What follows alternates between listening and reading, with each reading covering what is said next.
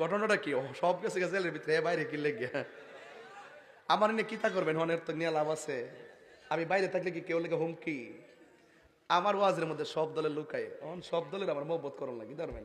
এবার সুন্নি হইলে, ডাবলি হইলে না আমার সুন্নি।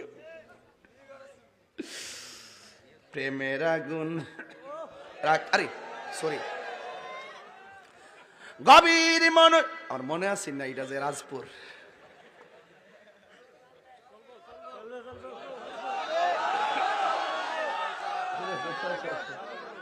কি আপনার কি কষ্ট হইতেছে? আর 10-15 মিনিট সময় কি আমার দিবেন ইনশাল্লাহ? রাজি আসেনি সবাই ইনশাল্লাহ? আওয়াজ করে কোন লা ইলাহা, এই আওয়াজটাতে একটু ধাক্কা দিয়ে ইল্লাল্লাহ বলুন, লা ইলাহা, লা ইলাহা, হাসবি রব্বি, হাসবি রব্বি, মা ফি কলবি গায়রুল্লাহ, নূর মুহাম্মদ,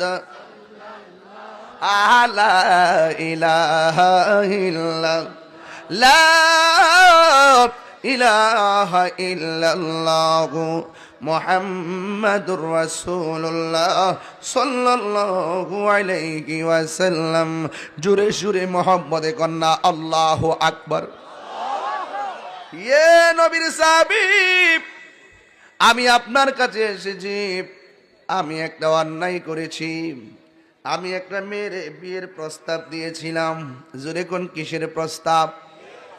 আর আঙ্গদেশের ফুলাফান মোবাইলে মেয়েরে দেখ কিসের প্রস্তাব? এই জন্যই তো বেজাল লাগে। তোর যদি মেয়ে পছন্দ হয়, তোর বাপ মা রাজি না হইলে আমার কাছে ক, তাইলে পরের দিন প্রস্তাব পাঠাইয়া দিব, মিলের মধ্যে বিয়া শাদী হইয়া যাইব। কথা কন ঠিক না বেটি? এই জন্য আমার বাবারা, প্রেমের সম্পর্ক